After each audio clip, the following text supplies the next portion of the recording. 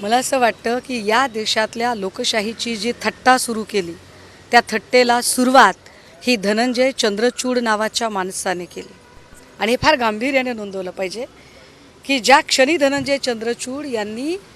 एक निकाल दिला की संसदेतला पक्ष वेगळा असतो आणि संघटनात्मक पक्ष वेगळा असतो आणि संसदेतले जर 2/3 जात असतील तर ते जाऊ शकतात आणि हा एक चुकीचा पायंडा पाडला। परिशिष्ट 10चा चुकीचा अर्थ लावला गेला। तारीख पे तारीख म्हणत इथल्या सगळ्या कोर्ट आणि कचेऱ्यांमध्ये सगळ्यांना अडकवून ठेवलं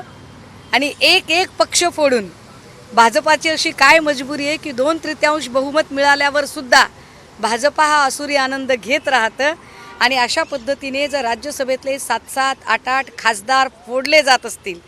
आणि त्यावर न्यायालयाची टिप्पणी होत असताना संघटनात्मक पक्ष वेगळा आणि संसदीय पक्ष वेगळा अशी फारकत करून मांडणी केली जात असेल तर या देशातली लोकशाही संपवली जात आहे। किंबहुना या देशाच्या लोकशाहीला नख लावण्याचा प्रयत्न हा सत्ताधाऱ्यांकडून केला जातोय हे पुन्हा एकदा स्पष्ट होते। राघव चड्डा म्हणजे इथला NCP असेल किंवा शिवसेना असेल त्यानंतर आत्ता जे दिल्लीत घडलं मला असं वाटतंय की भाजपा एक एक एक एक करून आपल्या गुन्ह्यांची 100री गाठत आहे।